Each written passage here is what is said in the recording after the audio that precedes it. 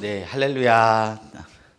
네, 늘 전하는 자리이고 그리고 늘 하는 설교이지만 오늘따라 마음이 무겁습니다. 무겁다기보다 돌덩이 같이 느껴집니다. 왜냐하면 이 자리는 원래 최태원 목사님께서 말씀을 나누던 자리인데 저는 밑둥년대에서 제일 막내입니다. 그래서 우리 형님 목사님들에게 전달해서 제발 말씀 좀 전해달라. 제발 말씀 좀 전해달라.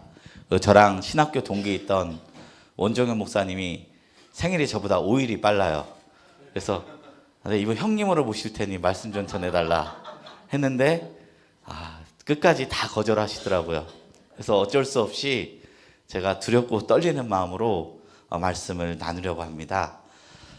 오늘 읽으실 하나님 말씀은 요한계시록 4장 10절에서 11절 말씀입니다. 제가 다 같이 괜찮으시면 합독해 주시면 감사하겠습니다.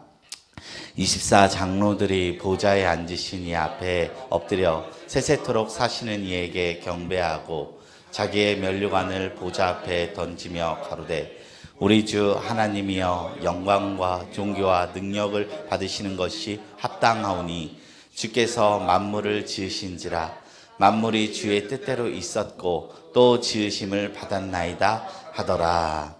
아멘. 오늘은 면류관이라는 제목으로 은혜를 나누려고 합니다. 우리가 살아가는 이 세상은 마치 거대한 전쟁터와 같은 느낌이 듭니다. 세상 사람들은 저마다 승리하기 위해서 치열하게 살아갑니다. 이 세상의 전쟁이 끊어지지 않는 까닭은 승리의 관은 오직 하나인데 도전하는 자가 많이 있는 까닭이죠. 남보다 더 높은 자리, 더 많은 재물, 더 강한 권력을 얻기 위해서는 우리는 치열하게 싸우곤 합니다. 세상의 왕가는 필연적으로 남을 짓밟고 타인의 것을 빼앗아서만 얻을 수 있는 승리의 전리품이라고 할 수 있습니다. 인류는 끝없이 전쟁을 반복해 왔습니다. 불과 100년 전 1차 세계대전이 있었고 70여 년 전에는 이 땅에 끔찍한 한국전쟁이 터졌습니다. 그러나 지금 이 순간에도 우크라이나에서 수많은 사람들이 피를 흘리며 고통을 받고 있는 작금의 현실을 바라볼 때면 경쟁이 열매를 맺으면 전쟁을 낳기에 저는 개인적으로 경쟁을 썩 좋아하지 않습니다. 그런데 예수님께서는요, 우리가 그토록 사모하는 평안의 나라, 사자와 어린 양이 뒹구는 그 평화의 그 나라를, 그 하나님 나라를 얻는 것을 무시무시한 전쟁에 비유하셨습니다. 마태복음 11장 12절 말씀입니다.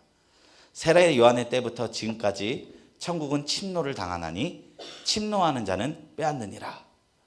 이게 우리가 점잖게 침노라는 구어를 써서 그렇지 이것은 우리가 빼앗아야만 얻을 수 있는 그런 성격의 나라가 하나님의 나라라는 말을 예수님은 하고 계신 것입니다. 침노라는 단어 안에는 무력과 강제와 거칠고 전투적인 가치가 담겨 있습니다. 우리가 예수님을 믿기 위해서 이것을 피하려 믿는 것도 있는데 하나님 나라 얻기 위해서는 피 튀기는 전쟁을 해야 하고 그 전쟁 가운데 승리해야만 얻을 수 있는 이 전리품이라고 예수님께서 말씀하셨던 거예요. 지금이 안 그렇지만 저희 어머니 때 제가 설교 때도 저희 권사님을 많이 깝니다. 만만해서 그랬죠. 너무 죄송스럽지만 아내를 몇 번 깠는데 부부싸움이 났습니다. 그래서 그 이후부터 엄마의 사생활을 말합니다. 근데 너무 나쁜 이야기는 아니까 나눌게요. 저 어머니가 어릴 적에 침노하는 신앙을 가지라고 하면서 야곱 본받으라고 말씀하셨어요. 야곱이 자기 형의 축복을 속여서 빼앗았잖아요. 저게 침노라는 거예요. 근데 제가 7살 때 듣기에도 그 말이 썩 기분 좋게 들리지 않았어요. 그래야 하나님 복 받을 수 있는 건가? 이런 생각을 했었어요. 야곱처럼 속여서라도 악착같이 축복을 쟁취하려는 그런 류의 신앙이 침노하는 신앙인가? 그렇지 않다는 겁니다. 우리가 성경을 더 자세히 읽어보면 야곱이 축복받은 이유는요, 그가 침노했기 때문에, 싸웠기 때문에, 쟁취했기 때문에 얻은 것이 아니라 하나님의 택하심이 그 이전에 있었기 때문입니다. 하나님이 복중에 있을 때부터 이미 그를 선택하셨고 택하셔서 지렁이 같은 야곱을 이스라엘로 삼으신 거예요. 오히려 자기 뜻대로 자기 욕심대로 이 복을 받으려고 침노하면서 살아갔던 야곱의 인생은 고통의 연속이었습니다. 삼촌 라반에게 20년이나 사기를 당했고 형 에서의 칼날을 피해서 평생을 불안 속에 떨었습니다.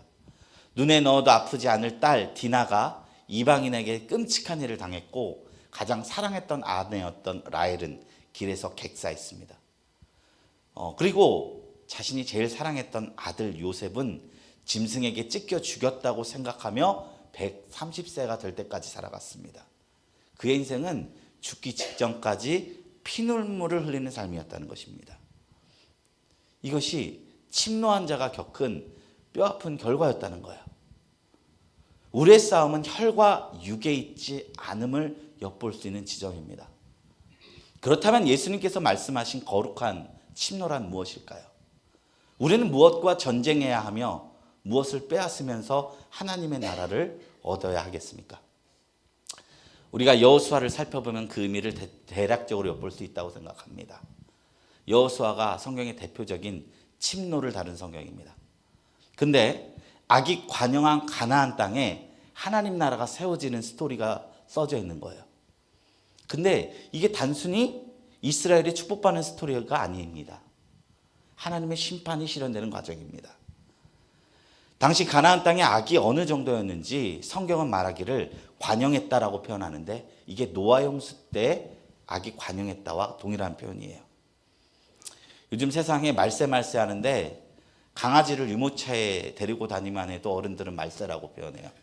그런데 성경이 말하는 이 관영, 말세라는 것은요, 우리가 생각하는 이상의 의미입니다. 죄가 가득한 사회를 의미합니다. 하나님께서 소돔과 고모라에 의인 몇 명만 있어도 심판을 거둔다고 하셨는지 혹시 아십니까? 10명. 네. 아이스 브레이킹 하느라 한번 여쭤봤습니다. 네. 가라지를 뽑다가 알곡이 닥칠까 봐 왜 심판 안 하느냐 하는 종의 질문에도 참으시는 주님입니다.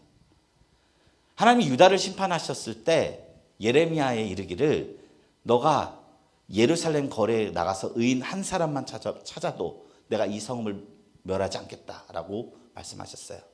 예레미야 5장 1절 말씀 제가 봉독드립니다. 너희는 예루살렘 거리로 빨리 왕래하며 그 넓은 거리에서 찾아보고 알라.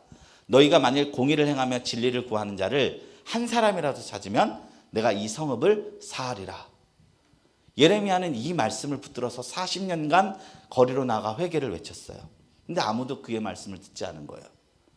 그렇다면 유다는 몇 사람이 없어서 세상이 그 성읍이 망한 걸까요? 한 사람이 없어서 그 성읍이 망한 겁니다. 그토록 노아 시기를 더디하시는 분이 마침내 심판의 칼을 드셨을 때에는 그 땅이 죄악이 인간의 눈으로 도저히 참아 볼 수 없을 만큼 썩어 문드러지고 그 악인들로 인해서 의인들이 핍박받는 상황이었다는 것입니다. 여호수아는 단순히 유대인들이 땅을 얻는 스토리가 아니라 마지막 시대의 때와 같이 악이 관영했던 가나안 민족을 향해 하나님이 이스라엘 민족을 들어서 심판하시고 하나님 나라를 세우는 스토리인 것이죠.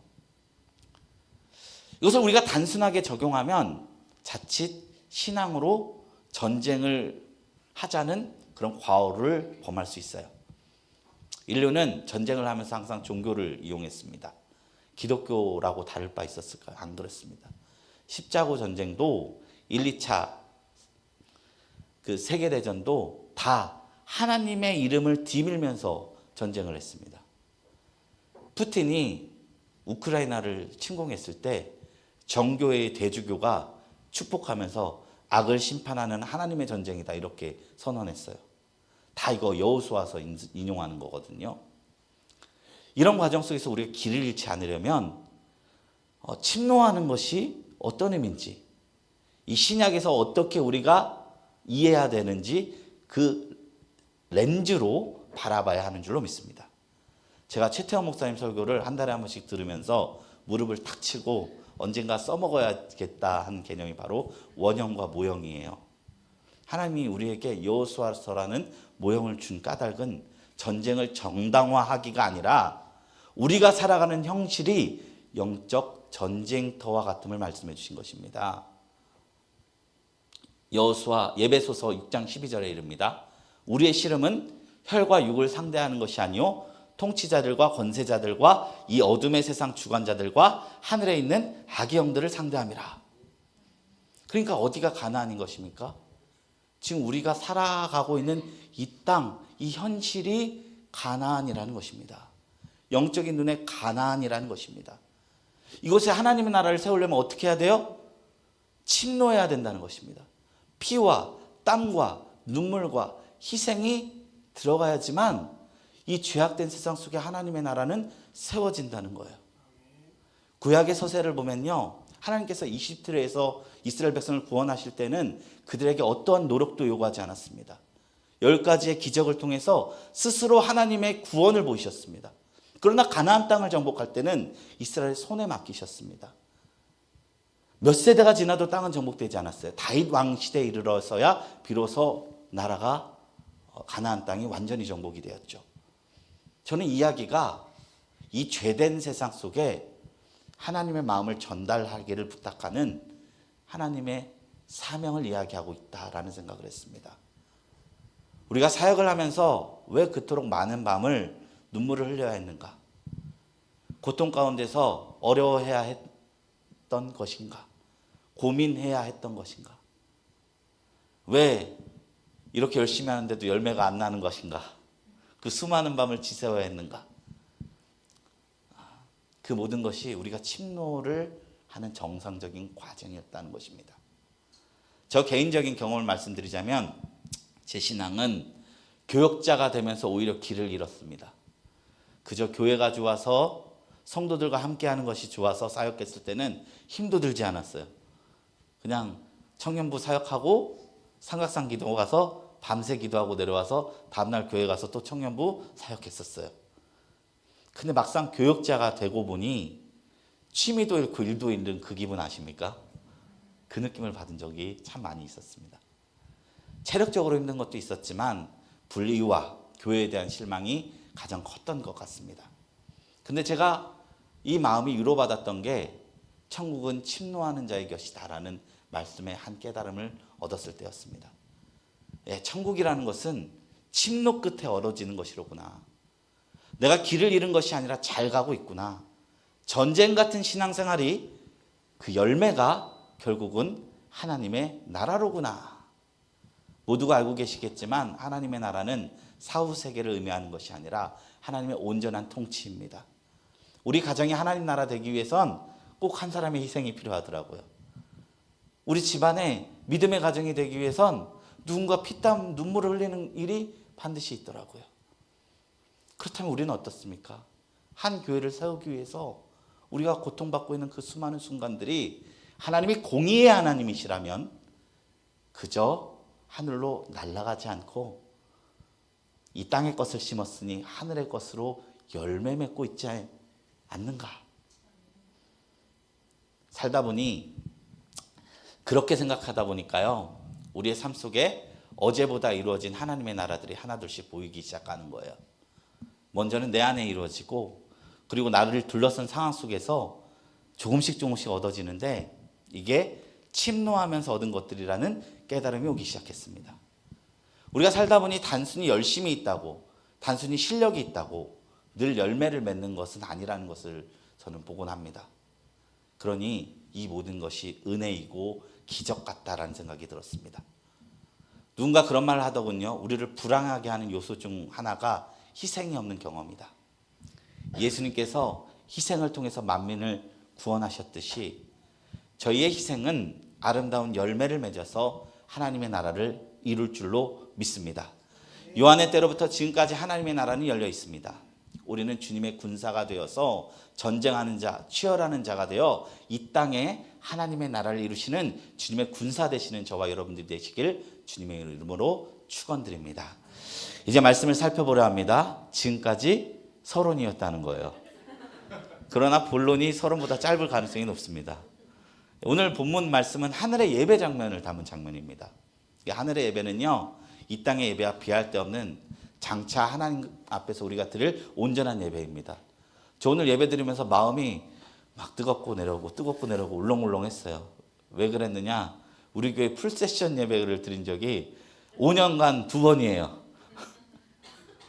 근데 제가 예전에 신학교 다니면서 뭐 당연히 이렇게 풀세션 예배 드리는 게 너무 당연해서 그 고마움을 몰랐는데, 사역하면서도 몰랐는데, 이렇게 우리 교회에서 풀세션 예배가 드려지니까 성도님들은 모르겠지만 제 안에 성령님이 일하시는 것 같다라는 생각을 갖곤 했습니다. 이렇게 악기 몇 개만 추가돼도 이 예배 속에서 이 영화로움을 느끼는데, 우리가 천상에서 하늘에서 수많은 천군 천성과 드리는 예배는 얼마나 황홀할까요? 근데 이 예배 장면을 보면 어떤 구조로 되어 있냐면, 중앙에 하나님과 어린 양이 가운데 계세요. 그리고 네 생물이 둘러싸여 있어요. 그리고 24장로가 거기를 둘러싸요. 그리고 천군 천사가 그것을 둘러싸요. 그러니까 하나님을 중심에 두고 둘러싸서 드리는 예배예요. 자, 그럼 생각해 보겠습니다. 보좌에 가장 가까운 것은 네 생물이고요. 그 다음에 24장로예요. 하나님과 가장 가까이 예배 드리는 자가 상급을 많이 받은 자일까요? 많이 받은 자일까요? 네. 이것도 최태영 목사님께 배웠습니다. 상급을 많이 받은 자였겠죠. 하늘나라에 만약 개인에게 주어진 영광의 차이가 있다면 하나님의 보좌 앞에서 예배드리는 자가 더 많은 영광과 상급이 있는 자들일 것입니다. 근데 이 24장로들이 하나같이 쓰고 있는 게 뭐였다? 면류관이었다는 거예요. 이 면류관은 성경에 쓰여진 시대부터 존재했던 올림픽의 마라톤의 승자에게 주어졌던 월계관을 뜻합니다.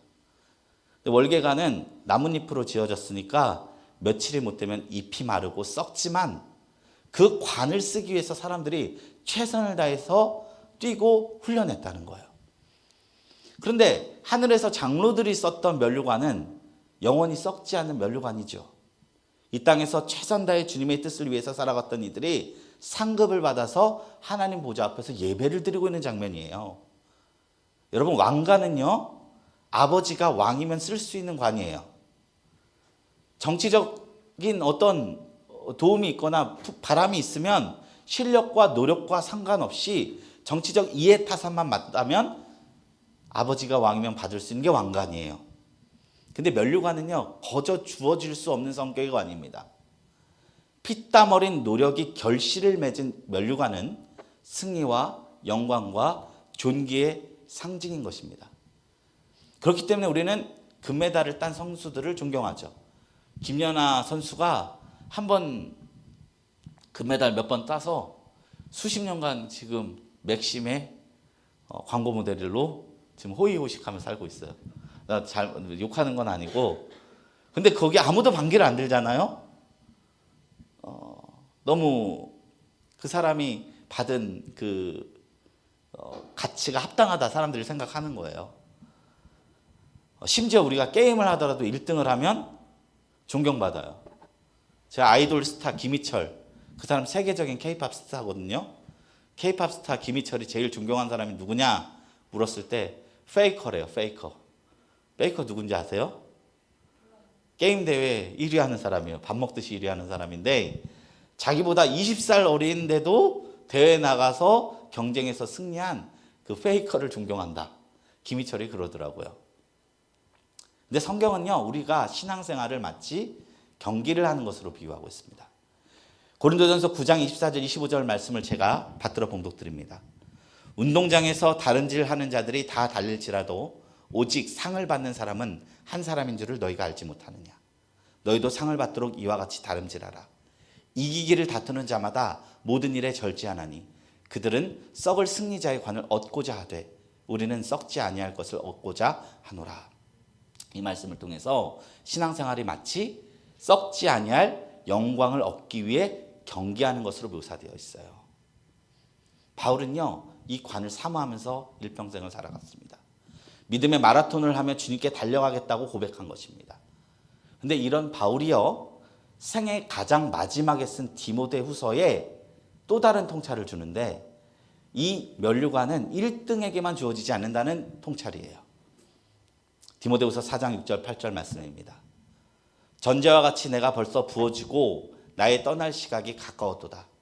나는 선한 싸움을 싸우고 나의 달려갈 길을 마치고 믿음을 지켰으니 이제 후로는 나를 위하여 의의 면류관이 예비되었으므로 주 의로우신 재판장이 그날에 내게 주실 것이며, 이 다음이 중요합니다. 내게만 아니라 주의 나타나심을 사모하는 모든 자에게도 도니라.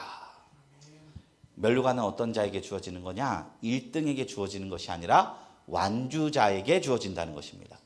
큰 자, 작은 자, 승리와 패배와 상관없이 주님의 명을 따라 일생을 살아가고 달려갔던 모든 이들에게 하나님은 승리의 면류관을 준비하고 계신다는 거예요. 언젠가 제가 이를 이해하기 위해서 한 예화를 듣고 무릎을 탁 친 적이 있어요. 하와이에 가면 매년 가을마다 철인 3종 경기를 한다고 합니다. 수영은 3.9km, 사이클은 180.2km, 그 다음에 마라톤을 42.195km를 연달아서 뛰는 거예요. 저는 이 중에 하나도 못해요. 수영 390m 어렵습니다. 사이클 1.8km 어렵습니다. 마라톤 1km도 어렵습니다. 말 그대로 철인들만 참석하는 경기입니다. 우리 목사님들 중에서는 아마 정혜민 목사님 가능할 수도 있을 것 같아요. 셋 중에 하나 정도는. 근데 이 경기에서 그 기록을 내기 위해서는 보통 8시간 내외로 경기를 끝마쳐야 한다고 합니다. 아침 7시에 시작해서 오후 2시 정도가 순위권에 든 사람이라는 거예요. 근데 이 철인 3종 경기를 제대로 구경하려면 2시가 아니라 10시쯤 가야 된대요. 그럼 그때는요, 기록자들이 아니라 포기하지 않는 사람들이 들어오는 시간이에요. 그 사람들에게는 정말로 큰 환호성이 있다는 거예요. 그 사람들은 기록을 목적으로 온 게 아니라 사연으로 참여한 사람, 목적으로 참여한 사람이 들어와요. 암을 극복하고 뛰어놓은 사람이 그 시간에 들어오고요. 지긋한 노인이 내 인생 마지막에 불태워버리라 하고 들어온 사람이 들어오고요. 장애 아들과 함께 뛰어가면서 아들에게 세상을 보여주려고 뛰는 그런 사람들이 들어오고요. 결혼을 앞둔 젊은이가 이거 못하면 결혼 안 해주겠다 생각해서 안 되는 체력 갈고 닦아서 온 사람들이 그 시간대에 들어온다는 거예요. 그러니 1등이 아니더라도 감동적이고 인상적이라는 거예요. 이 사람들에게는 기록이 목적이 아니고 등수가 목적이 아니고 완주 그 자체가 뜻깊은 것이라는 것이죠. 사람들은 이 사람에게 박수를 보냅니다.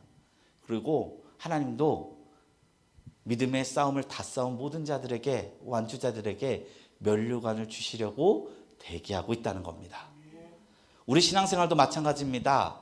제 개인적으로 존경스러운 신앙생활을 하는 분들을 보면 열매를 많이 내신 분들보다, 짧게 불타는 분들보다 꾸준한 분들이 많습니다.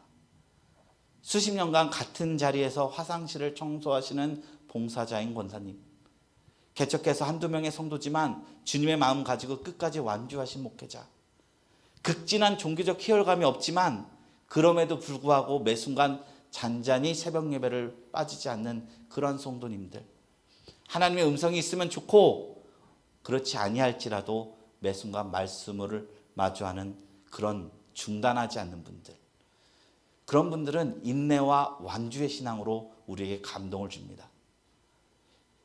우리는 너무나 마른 쾌락에 익숙해져서, 도파민에 익숙해져서 빠른 기쁨을 추구하는데, 언제든지 즉각적으로 오는 기쁨은 마약밖에 없어요.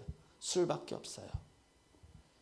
성령이 주시는 희락은요, 우리의 정서가 변하고 내면이 변하는 그런 성격의 것이기 때문에 당장은 어렵고 힘들어도 돌아보면 참 아름답고 행복했었다 고백하시는 그런 성격의 것이고, 인내하게 하는 성격의 것입니다.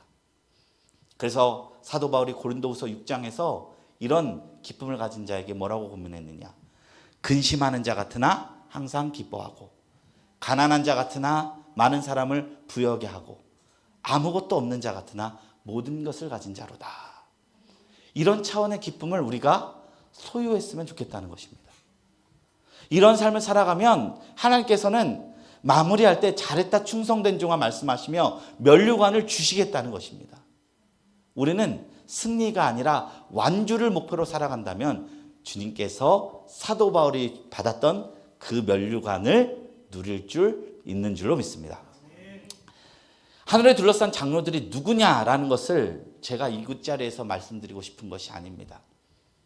도리어 성경은요, 이런 비유들을 억지로 풀지 말라고 권면합니다. 제가 도리어 강조드리고 싶은 면은 뭐냐면요, 24장로들이 그 면류관을 가지고 어떤 예배를 드렸느냐입니다. 하나님의 보좌 가까이서 하나님의 상급을 얻고 승리자의 상징인 면류관을 가지고 바울이 고백했던 그 선한 싸움을 다 싸우고 나의 달려갈 길을 다 가진 이들이 그 승리에서 면류관을 가지고 예배를 드리는데, 그 예배를 어떻게 드렸느냐? 면류관을 던졌다는 거예요. 주님의 보좌 앞에. 이것이 우리가 생각해 보아야 할 지점 아닐까요? 우리는 면류관을 얻기 위해서 신앙생활을 하는 것일까요? 그렇지 않다는 거예요. 그 면류관을 주님께 던지려고 그렇게 신앙생활하는 게 더 깊은 차원의 신앙이라는 것입니다. 입사장로들은 하나같이 면류관을 들고 있었지만 그 면류관을 주님 앞에 던지면서 예배합니다. 상급은 우리의 목적이 아닙니다. 크던 작던 우리에게 쓰여질 면류관을 주님 앞에 던지는 것이 우리의 목적입니다. 더 진정한 예배를 드리기 위함입니다. 그것이 우리가 상급을 받아야 할 이유입니다. 그렇기 때문에 우리의 열심조차 하나님 앞에 올려드렸으면 좋겠습니다. 우리의 인내조차 하나님께 올려드렸으면 좋겠습니다. 우리가 침노하면서 얻었던, 아득바득하면서 얻었던 그 하나님의 나라도 내 것이 아님을 기억하고 던졌으면 좋겠습니다. 우리가 말년에 이것이 가능하다면 성공한 목회자가 될 것이라고 믿습니다. 우리의 고생이, 우리의 땀이, 우리의 희생이 하나님 앞에 진정한 영광이 되기 위해서 살아가는 삶, 이 예배를 드리는 삶, 우리는 더 최선 다해서 그렇기에 주님의 일을 감당해야 하는 줄로 믿습니다. 주님을 온전히 믿고 나아가면 주님이 필요하시다면 때로는 영광을 주기도 하고 때로는 복도 주신다는 것을 저는 믿습니다. 모든 영광이 그분에게로부터 나오고 존귀도 그분으로부터 나오고 부와 권세도 주님으로부터 나오기 때문입니다. 그러나 그때 우리는 24장로의 예배를 떠올렸으면 좋겠습니다. 나를 내 삶의 주인으로 여기는 사람은 내 면류관을, 내 희생을 내게 돌립니다. 그러나 주님을 진실로 나의 주인으로 여기는 분들은 그토록 어렵게 얻었던 면류관을 주님께 던져버립니다. 우리는 장로들의 예배를 본받았으면 좋겠습니다. 저를 포함한 우리 모든 성도님들, 우리 동역자 목사님들, 이 질문 앞에서 아멘으로 화답할 수 있는 성숙한 신앙인들이 되시기를 주님의 이름으로 축복드립니다.